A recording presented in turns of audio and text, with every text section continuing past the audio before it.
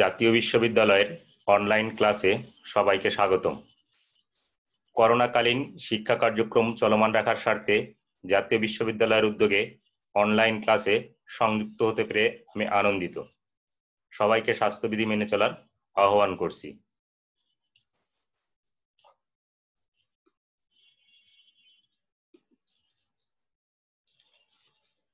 জাতীয় বিশ্ববিদ্যালয়ে অধ্যয়নরত বিএসসি সম্মান শ্রেণীর দ্বিতীয় বর্ষের গণিত বিভাগের ছাত্র এবং নন মেজর যাদের ক্যালকুলাস 2 রয়েছে তাদের জন্য এই লেকচার নম্বর 12।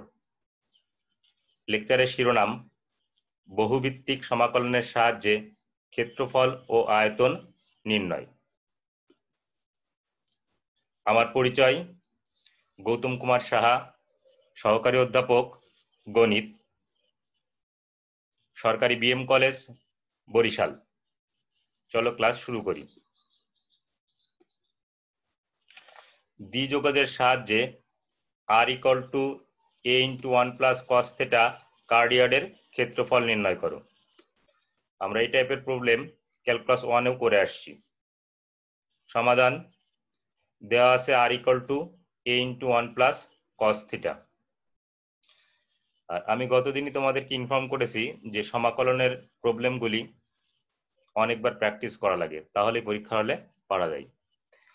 r = 0 হলে আমরা জানি r আর থিটা, rটা হচ্ছে ব্যাসার্ধ, এই জন্য r এর মান 0 ধরেছি, ধরে মান নির্ণয় করা সহজ। এখন তাহলে r = যদি 0 হয়,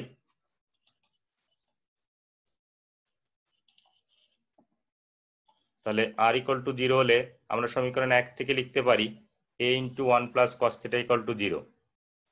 a × 1 + cos θ = 0। a দিয়ে যদি ভাগ করে দিই তাহলে 1 + cos θ = 0 লিখতে পারি। 1 কে ডান পাশে নিয়ে গেলে -1।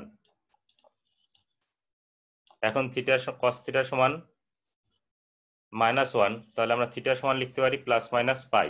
মূলত cos 180 ডিগ্রি বা cos π এর মান আমরা জানি কত, -1, বা cos 180 ডিগ্রি +1 হয় -1ও।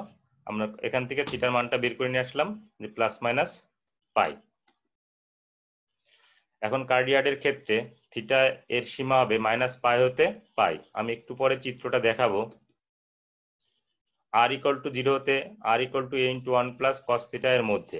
তাহলে তোমাদের এই যে লিমিট, এই লিমিটটা কৌশলে নির্ণয় করতে হবে। লিমিট না নির্ণয় করলে তুমি কিন্তু ক্ষেত্রফল নির্ণয় করতে ব্যর্থ হবে।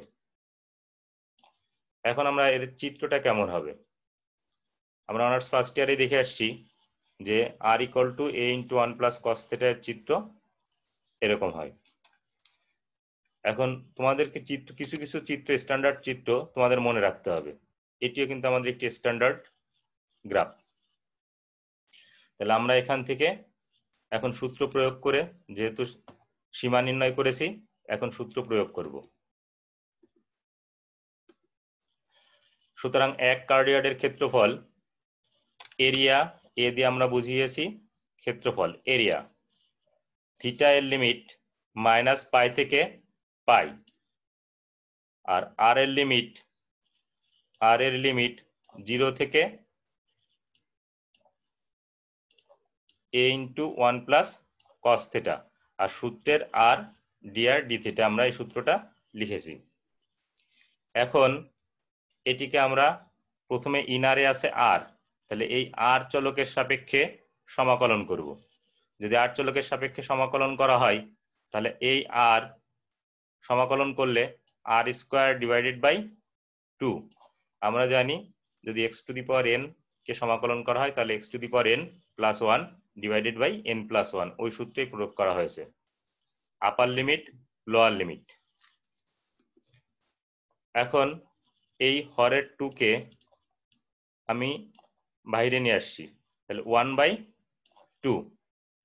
আর এখান থেকে আপার লিমিট বসিয়েছি r², তার মানে কি a² × 1 + cos θ² minus lower limit 0, 0² 0। তোমরা ইচ্ছা করলে 0 না লিখলেও পারো। তোমাদের শুধু খেয়াল রাখতে হবে যে আপার লিমিট বসাবো এবং লোয়ার লিমিট বসিয়ে ক্যালকুলেশন করব। এখন এই 2 আর এই হাফ কাটাকাটি যায়, তাহলে a square into integration lower limit 0 upper limit pi. আমরা a স্কয়ার হচ্ছে ধ্রুবক, গুণ আকারে আছে সহগ, এই জন্য a স্কয়ারকে বাইরে নিয়ে আসতে পেরেছি। 1 প্লাস কস থিটা এর হোল স্কয়ার আমরা a প্লাস b হোল স্কয়ারের সূত্রে ভেঙে দিয়েছি।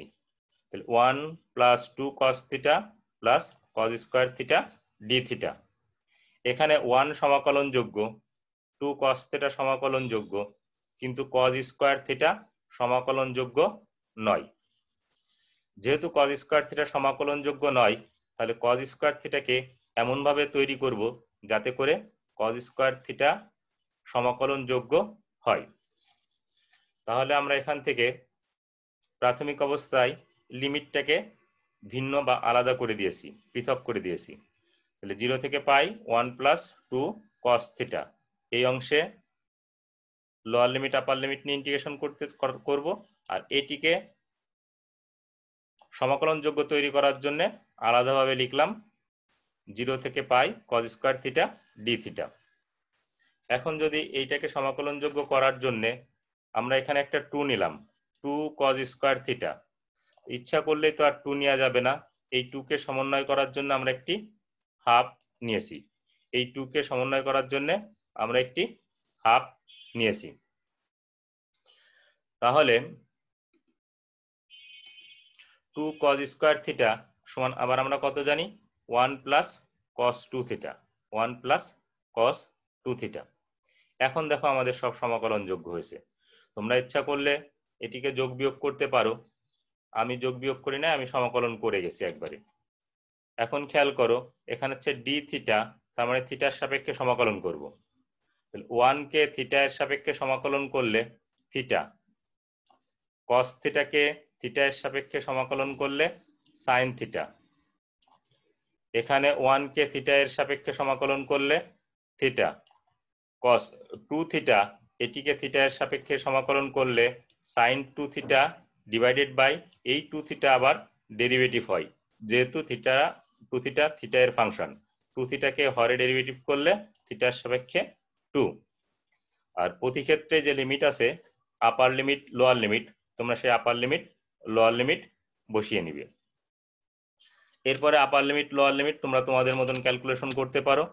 এখানে আমি যে কাজটি করেছি, theta upper limit pi lower limit 0, তার অর্থ হচ্ছে পাই মাইনাস 0। এখানে লিমিট হচ্ছে আপার লিমিট পাই লোয়ার লিমিট 0, তাহলে আমাকে লিখতে হতো সাইন পাই মাইনাস সাইন 0। আমরা জানি সাইন পাই অর্থাৎ সাইন 180 ডিগ্রি 0, সাইন 0 ডিগ্রিও 0। তোমরা একবারে কেউ 0 লিখতে চাইলে লিখতে পারো। এখানে এসে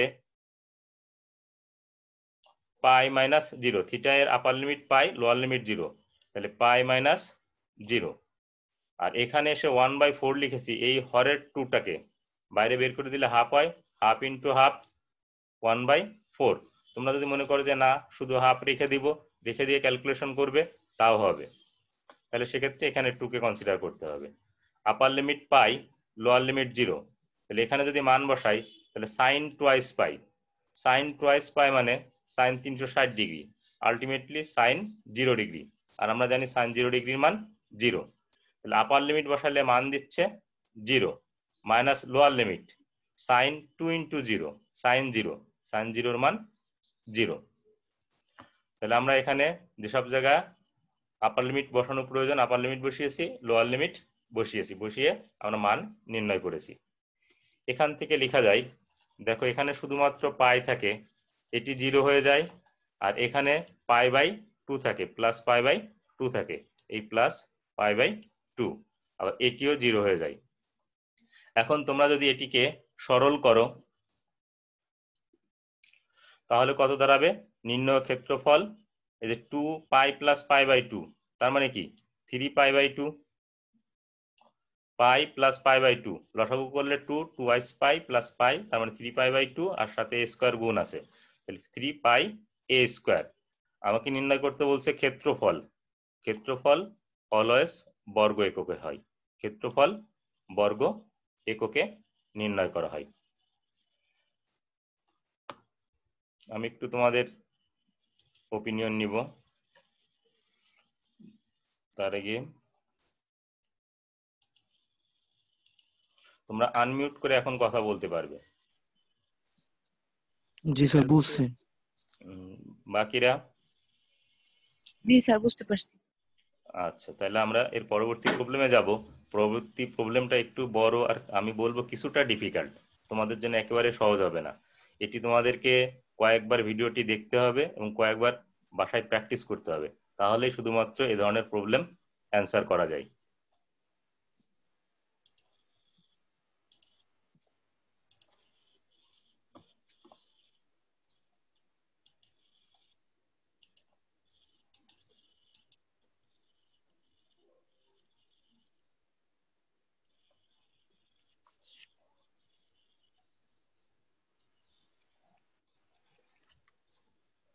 গোলকীয় স্থানাঙ্ক ব্যবহার করিয়া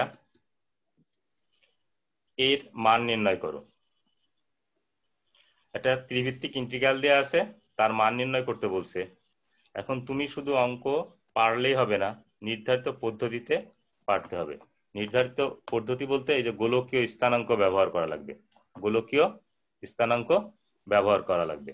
অর্থাৎ আমি যদি তোমাকে বলি তুমি ঢাকায় আসবে, ফরিদপুর হয়ে ঢাকায় আসবে, এখন তুমি ফরিদপুর না হয়ে ঢাকায় গেলে সেই ঢাকায় যাওয়া কিন্তু গ্রহণযোগ্য হবে না। তার মানে কি, এটির মান নির্ণয় করার ক্ষেত্রে আমরা যে কাজটি করব সেই কাজটি হচ্ছে কি, আমরা গোলকীয় স্থানাঙ্ক ব্যবহার করব। তোমরা আমার কথা বুঝতে পারছো কিনা? আমার মনে হয় বুঝতে পেরেছো। আমি পরের দিকে যাই।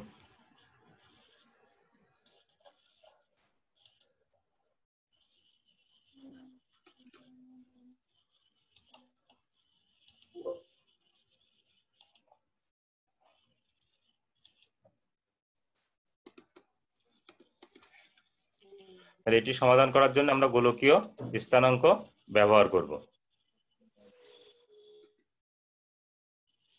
আই আমরা ইন্টিগ্রেশন ধরে নিয়েছি, আই এটি লিখেছি। এখন একদম আউটারে আছে ডি ওয়াই, একদম আউটারে আছে ডি ওয়াই, তাহলে এটির আউটারে আছে 0 2, তাহলে ওয়াই এর লিমিট হবে 0 থেকে শুরু করে 2 পর্যন্ত। মিডিলে আছে ডিএক্স, তাহলে এখানে মিডিলে আছে 0 থেকে √4 মাইনাস ওয়াই স্কোয়ার, তাহলে এক্স এর লিমিট হবে 0 থেকে √4 মাইনাস ওয়াই স্কোয়ার। ইনারে আছে অর্থাৎ ভিতরের দিকে আছে জেড, তাহলে জেড এর লিমিট হবে √x square plus y square থেকে √8 minus x square minus y square. আবার খেয়াল করো, আউটারে অর্থাৎ বাইরের সাইডে আছে ডি ওয়াই, তাহলে এটি হচ্ছে ওয়াই এর লিমিট 0 থেকে 2। মিডিলে আছে, মাঝখানে আছে ডিএক্স, তাহলে এক্স হচ্ছে 0 থেকে √4 মাইনাস ওয়াই স্কোয়ার। আর ইনারে অর্থাৎ ভিতরের দিকে আছে ডিজেড, তাহলে জেড এর লিমিট হচ্ছে √x square plus y square থেকে √8 minus x square minus y square. এখন এগুলিকে আমাকে আস্তে আস্তে গোলকীয় স্থানাঙ্কে নিয়ে যেতে হবে। এখন আমরা জানি কার্তেশীয় এবং গোলকীয় স্থানের মধ্যে সম্পর্ক, এই সম্পর্কগুলো জ্যাকোবিয়ানের চ্যাপ্টারে আছে। আমরা যেহেতু জ্যাকোবিয়ানের চ্যাপ্টার পড়ি নাই, তাহলে তোমাকে এটুকু মুখস্থ রাখতে হবে। এক্স সমান r sine theta cos phi, y সমান r sine theta sine phi, z সমান আর কস থেটা, এবং ডিএক্স ডিওয়াই ডিজেড সমান r square sine theta d r d theta d phi. এগুলোরও আবার আলাদা প্রমাণ আছে। তাহলে z √x square plus y square হতে পাই, তাহলে জেড এর এই মান আমরা এখান থেকে নিয়েছি আর কস থিটা, এই জেড সমান আর কস থিটা। আর x square plus y square, x square x সমান কত, r sine theta cos phi, r sine theta cos phi whole square আর এখান থেকে r sin theta sin phi এর whole square. প্রচলিত যে বইগুলি আছে এগুলিতে ডিটেলস করা নেই। তোমরা যখন ডিটেলস করতে পারবে না তখন তোমাদের যে সমস্যাটা হবে মুখস্থ করতে হবে, আর মুখস্থ করলে তো প্রবলেম পরীক্ষা হলে অ্যাটেন্ড করা সম্ভব হবে না। তাই যতটা সম্ভব নিজে নিজে বুঝে প্র্যাকটিস করার চেষ্টা করবে। এখন দেখো এখান থেকে যেহেতু অনার্সে পড়ো একবার একটু আমি এরকম যদি r sin থিটা তার স্কয়ার আছে, r sin থিটা তার স্কয়ার আছে, তাহলে কমন নিয়ে যাই, তাহলে পড়ে থাকে cos square phi plus sin square phi. আর আমরা জানি cos square phi plus sin square phi এটির মান হচ্ছে 1। তাহলে r cos থিটা সমান r sin থিটা লিখতে পারি। রুট করলে পরে root over r square sin square থিটাকে লিখতে পারি আর sin থিটা। উভয় পক্ষ থেকে r তুলে দিতে পারি, তাহলে tan থিটা সমান কত লিখতে পারি 1। তাহলে theta equal to pi by 4। আমরা জানি tan 45 ডিগ্রির মান 1, তাহলে tan পাই বাই 4, তাহলে থিটা সমান পাই বাই 4। আবার z সমান root over 8 minus x square minus y square. এখান থেকে একটা রিলেশন নিয়ে আসতে চাই। আমরা যদি মাইনাস সাইন কমন নিই তাহলে x square plus y square. আবার একটু আগে আমরা দেখে আসছি x square plus y square সমান জেড স্কোয়ার। তাহলে এখান থেকে লিখতে পারি এই মাইনাস জেড স্কোয়ার যদি ডান পাশ থেকে বাম পাশে নিয়ে আসি তাহলে 2z স্কোয়ার সমান 8 লিখতে পারি। এর পরের যে ক্যালকুলেশনগুলি আছে তোমাদের মনে প্রশ্ন জাগবে যে কোথা থেকে কিভাবে আসছে, আমি তার মোটামুটি ডিটেলস আমি স্টেপ বাই স্টেপ করে দিয়েছি। তাহলে 2z স্কোয়ার সমান 8। এখান থেকে তাহলে 2r square cos square theta এটি কোথা থেকে পেলাম, আমরা z সমান r cos থিটা জানি, তাহলে z স্কোয়ার সমান r square cos square theta. তাহলে এই মানটি আমরা বসিয়েছি। এখন তোমাদের প্রশ্ন যে 8 এই 2 into 8 into cos square theta যে r স্কোয়ারের মান 8 এটি কিভাবে আসছে।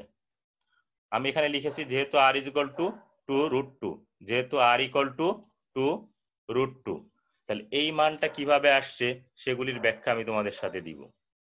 X square plus y square plus z square, আমরা গোলকীয় স্থানাঙ্কে গেলে এই যে এক্স এর মান বসিয়েছি, ওয়াই এর মান বসিয়েছি, জেড এর মান বসিয়েছি।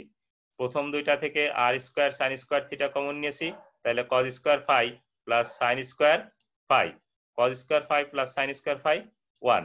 এখন আবার এখান থেকে আর স্কোয়ার কমন নিয়েছি, তাহলে sine square theta plus cos square theta, তাহলে আর স্কোয়ার। এটি তো পেলাম x square plus y square plus z square r square. পরবর্তীতে আমার এই অংশটুকু লাগবে, এই জন্য আমি আগে এটি দেখিয়ে আসলাম।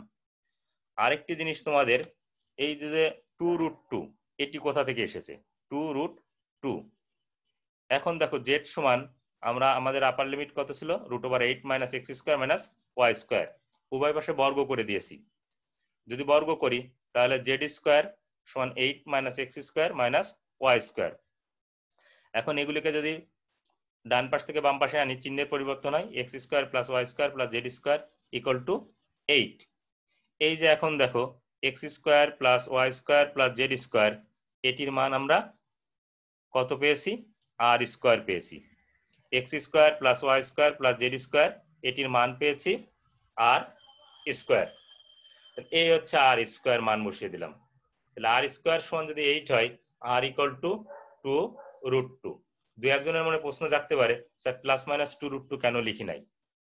আরটা কি ব্যাসার্ধ, ব্যাসার্ধ নেগেটিভ হয় না, এই জন্য আরটাকে আমরা কি করেছি শুধুমাত্র ধনাত্মক চিহ্ন লিখেছি, আর ইকুয়াল টু 2 রুট 2। আমি এই যে দুইটা বক্সে যে হিসাবগুলি করেছি তোমরা হিসাবগুলি পরীক্ষার খাতায় করে দিয়ে আসবে, যাতে শিক্ষক বুঝতে পারেন যে তুমি জিনিসটি বুঝে অ্যান্সার করেছো। অনেকেই করে কি এই জিনিসগুলি বুঝতে চায় না, মুখস্থ করে, মুখস্থ করে লেখার চেষ্টা করে এবং পরীক্ষার হলে দেখা যায় কিছু না কিছু স্টেপ মিসিং হয়ে যায়। এরপরে আমরা আসবো cos থিটা সমান ছিল 1/√2, তাহলে cos 45 ডিগ্রির মান আমরা জানি 1/√2, তার মানে থিটা ইকুয়াল টু এখান থেকে পেলাম π/4। এখন যে লিমিটগুলি আছে তাহলে থিটার মান 0 থেকে π/4, ফাইয়ের মান 0 থেকে π/2, এই মানটি তোমরা পাবে। আমরা যে সম্পর্কগুলো পেয়েছি সেই সম্পর্কগুলো যদি তোমাদের উপরে যে জায়গাটা ছিল এক্স ওয়াই এবং জেড, ওই জায়গায় যদি বসিয়ে আসো, বিশেষ করে এক্স আর ওয়াই, জেড এর থেকে পাবা না, তাহলে তোমরা সেখান থেকে ফাইয়ের আপার লিমিট লোয়ার লিমিট পেয়ে যাবে। আর আরেকটাও তো আমরা নির্ণয় করেছি 0 থেকে শুরু করে 2√2। তাহলে আমাদেরকে কিন্তু এই লোয়ার লিমিট আপার লিমিট অর্থাৎ সীমাটা অবশ্যই ভালো করে আয়ত্তে নিতে হবে। সীমা যদি আয়ত্তে নিতে ব্যর্থ হও তাহলে কিন্তু সমাকলন করতে পারবে না।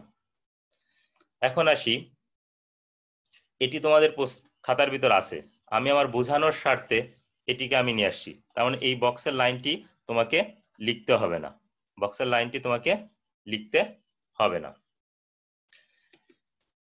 আমরা এই লাইন লিখবো, সমীকরণ 1 হতে পাই। দেখো এখানে আছে, প্রথমে আছে কে dr, তাহলে আমাকে ভিতরে ইনারে আর এর লিমিট লিখতে হবে। আর এর লিমিট কত? 0 থেকে 2√2, এই 0 থেকে 2√2। মাঝখানে কে আছে? থিটা, মাঝখানে আছে ডি থিটা, থিটা, তাহলে থিটা এর লিমিট 0 থেকে π/4, এই হচ্ছে থিটা এর লিমিট 0 থেকে π/4। আউটারে আছে, বাইরের অংশে আছে কে ডি ফাই, তাহলে ফাই এর লিমিট 0 থেকে π/2, এই হচ্ছে 0 থেকে π/2।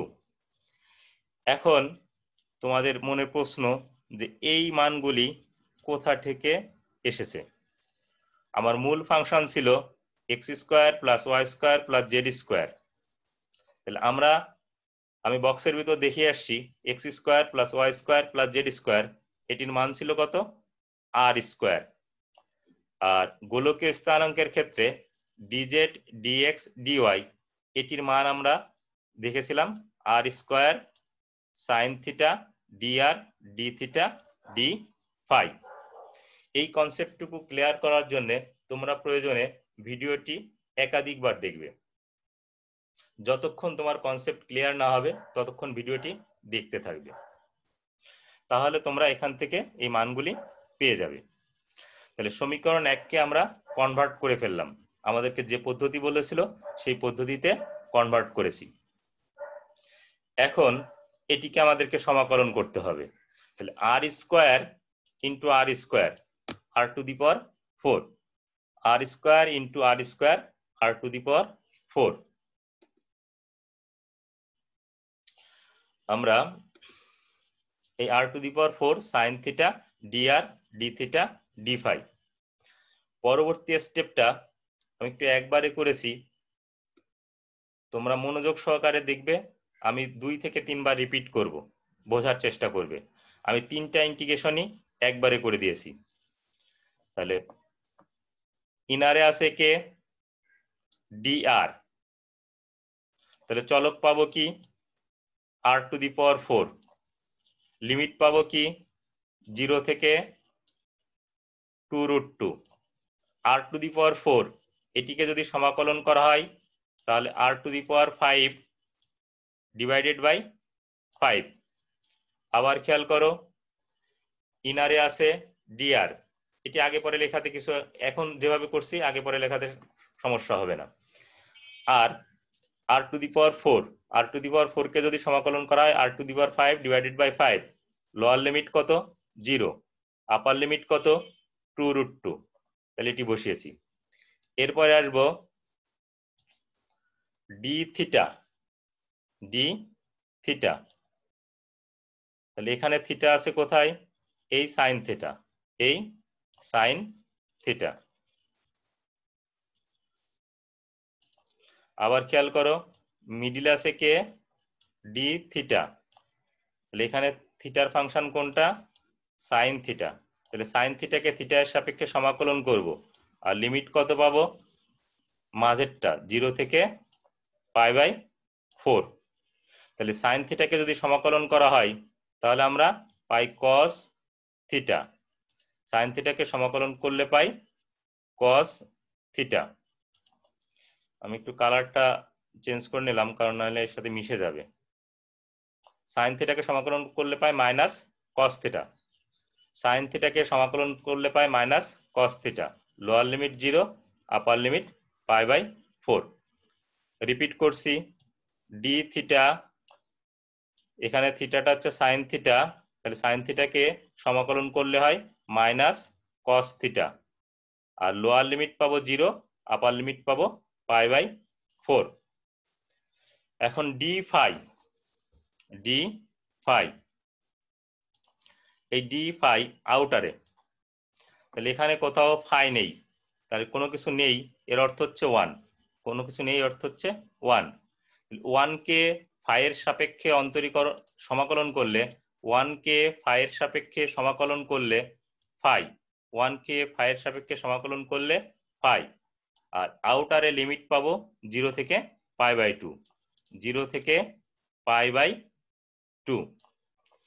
আমি পুনরাবৃত্তি ঘটাচ্ছি যে এই স্টেপটি প্রয়োজনে একাধিকবার তোমরা দেখবে, সহজ। আমরা এখন এখানে আপার লিমিট আর লোয়ার লিমিট বসিয়ে ক্যালকুলেশন করব। এখানে কালার কম্বিনেশন করে রেজাল্ট গুলো আনা আছে। এখানে দেখো ফাই এর আপার লিমিট π/2, লোয়ার লিমিট 0, তাহলে π/2 - 0, এটিকে একবারে π/2 লিখে দিয়েছি, এদিকে একবারে আমরা π/2 লিখে দিয়েছি। আবার খেয়াল করো, ফাই এর আপার লিমিট π/2, লোয়ার লিমিট 0, তাহলে π/2 - 0 একবারে π/2, minus cos theta, upper limit π/4, lower limit 0, তাহলে minus cos 45 degree, minus cos 45 ডিগ্রির মান -1/√2। এবার সূত্রের মাইনাস আর মাইনাস কস 0, কস 0 1, তাহলে মাইনাসে মাইনাসে +1। তোমরা যদি প্রয়োজন মনে করো এখান থেকে মাইনাস সাইন কমন নিয়ে বাইরে রেখে দিবে, মাইনাস সাইন কমন নিয়ে বাইরে রেখে দিয়ে cos π/4 মাইনাস cos 0 বসিয়ে ক্যালকুলেশন করবে, দেখবে যে ফাইনালি -1/√2 + 1 আসছে। এখানে এসে r⁵ divided by 5, 2√2 upper limit, lower limit 0, তাহলে 2√2 পাওয়ার 5, 2√2 পাওয়ার 5 ক্যালকুলেশন করলে হয় 128√2, 128√2 divided by 5, minus lower limit, যদি আর এর মান 0 বসানো হয় তাহলে এটি মান হয়ে যায় 0। তাহলে আবারও বলি, কালার কম্বিনেশন করে আপার লিমিট লোয়ার লিমিট বসিয়ে ক্যালকুলেশন করা আছে, প্রয়োজনে তুমি ভেঙে ভেঙে ক্যালকুলেশন করবে, কোনো সমস্যা নেই। তুমি মুখস্থ করবে না বা শর্টকাট মেথডে যাওয়ার চেষ্টা করবে না। এখান থেকে এই -1/√2 + 1 এটিকে যদি হিসাব করি তাহলে সরল করলে -1 + √2/2, -1 + √2/2। এখন এই √2 আর এই √2 কাটাকাটি করা যায়, এই 2 আর এই 28 কাটাকাটি করা যায়, 128 কাটাকাটি করলে 64, তাহলে আমরা পাই 64/5 √2 - 1, এটিকে একটু ধনাত্মক চিহ্নটাকে আগে লিখে নিয়েছি, ইন্টু পাই ঘন একক, যেহেতু আয়তন নির্ণয় করতে বলেছিল এজন্য আমরা লিখেছি ঘন একক। আমি বলবো না সহজ, আবার বলবো না কঠিনও, তবে তোমার মেধা আর তোমার যদি ইচ্ছা শক্তি থাকে আর ধৈর্য শক্তি থাকে তাহলে অবশ্যই তুমি এই প্রবলেম সমাধান করতে পারবে। তাহলে আমি একটু তোমাদের ওপিনিয়ন নিব।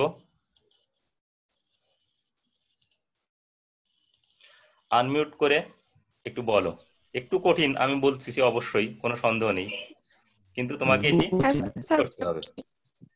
তারপর আমি যেভাবে বোঝানোর চেষ্টা করেছি ভেঙে ভেঙে বুঝতে পারার কথা। ওকে, তাহলে আমরা পরের প্রবলেমে যাব।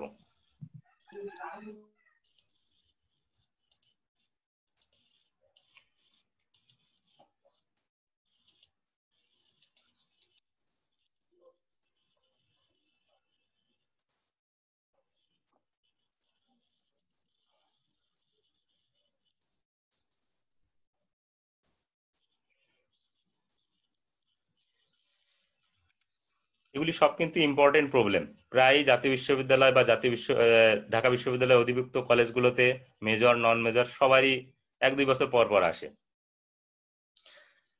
সিলিন্ডারীয় স্থানাঙ্ক ব্যবহার করে x square plus y square plus z square equal to 9 গোলকের উপরিতলের নিম্নভাগ ও নিম্নতলের উপরিভাগ এবং x square plus y square equal to 4 সিলিন্ডারের ভিতরের অংশ দ্বারা আবদ্ধ ঘনবস্তুর আয়তন নির্ণয় করো।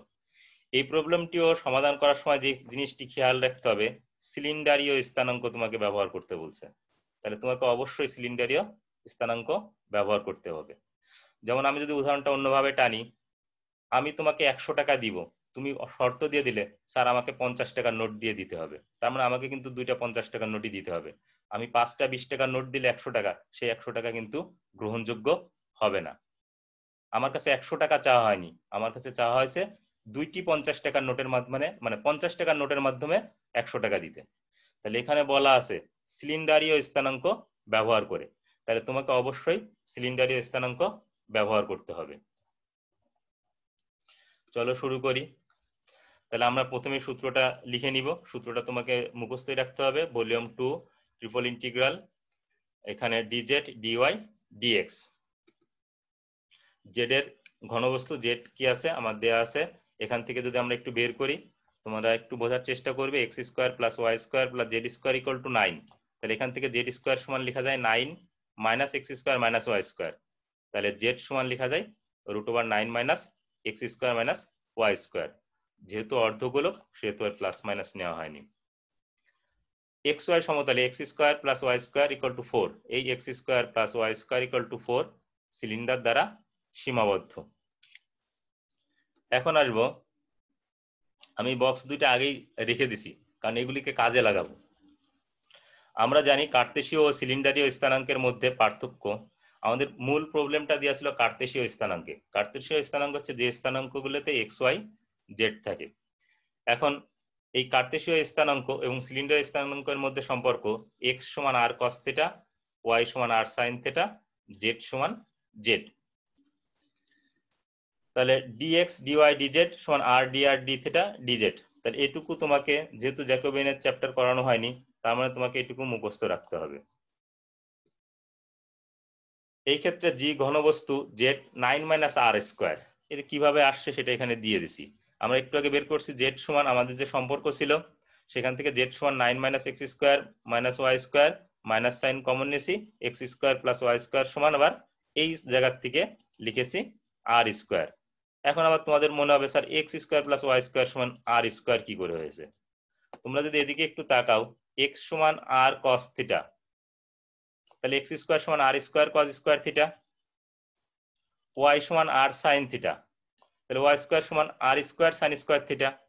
তাহলে এখান থেকে যদি x square plus y square লিখি, তাহলে আর স্কোয়ার কমন যাবে, cos square theta plus sine square theta থাকবে, যার মান 1। তার মানে এটা কি আমরা মুখে মুখে হিসাব করে লিখে দিয়েছি আর স্কোয়ার ইকুয়াল টু 4। আর আমরা এখান থেকে ধার নিয়েছি x square plus y square equal to r square. আমি জিনিসটা আরেকটু আসি, তাহলে এটি আমরা পেলাম। এখন দেখো আর ইকুয়াল টু 0 টু 2, আমরা আরটা কি বলি কি ব্যাসার্ধ, তো ব্যাসার্ধ তো নেগেটিভ হতে পারে না।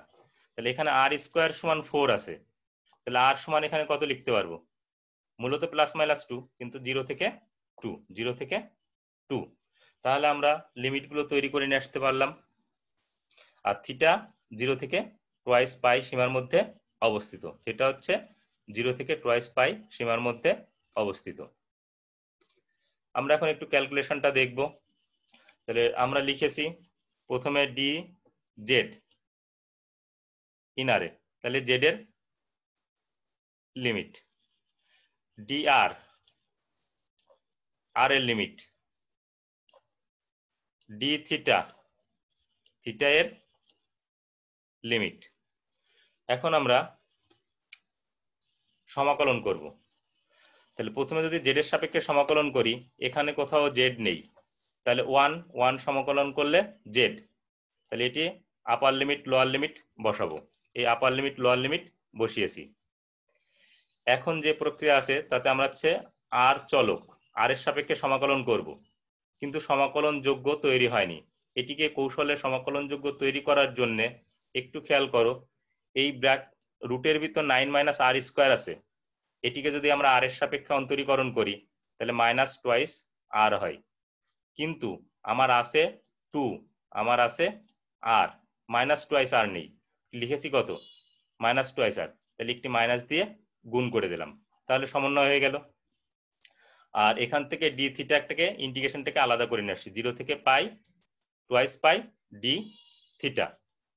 তাহলে এই লাইনটা কিভাবে আনছি, 9 মাইনাস আর স্কোয়ার, এটিকে অন্তরীকরণ করেছি মাইনাস টোয়াইস আর লেখা পর আমরা দেখেছি আমাদের সমন্বয় করার জন্য বাইরে একটা মাইনাস চিহ্ন আনা লাগে, কারণ এখানে 2 আছে আর এখানে আর আছে। এটি তৈরি করার পিছনে মূল কারণ বা উদ্দেশ্য হচ্ছে এটি, আমরা এরকম একটা সূত্র ক্যালকুলাস 1-এ পড়ে আসছি বা ইন্টারমিডিয়েটেও পড়ে আসছি, integration f dash x root over f x dx সমান 2/3 এফ অফ এক্স এর পাওয়ার 3/2।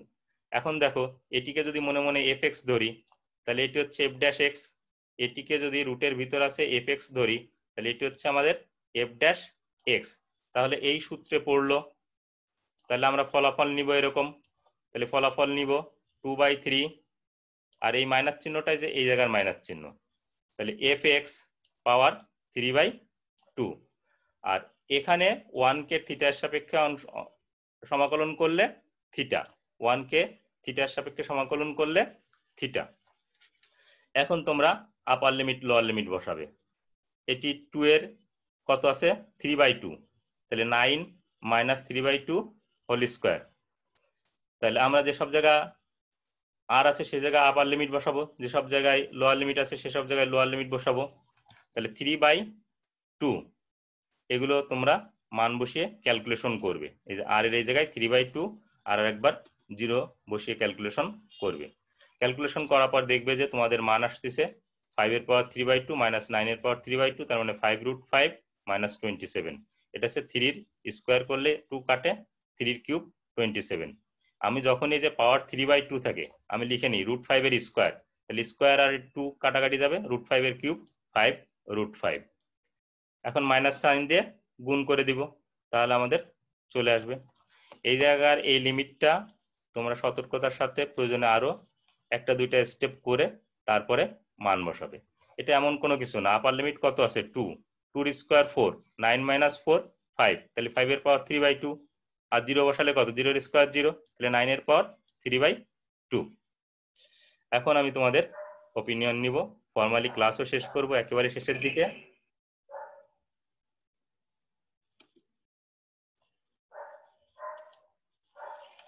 আমরা বুঝতে পেরেছি কিনা সবাই? হ্যাঁ স্যার বুঝতে পারছি। আচ্ছা, অনলাইন ক্লাসে যুক্ত থাকার জন্য তোমাদের সকলকে ধন্যবাদ জানাচ্ছি। পরবর্তী ক্লাসে আবার তোমরা যুক্ত থাকবে, তোমরা স্বাস্থ্যবিধি মেনে চলবে।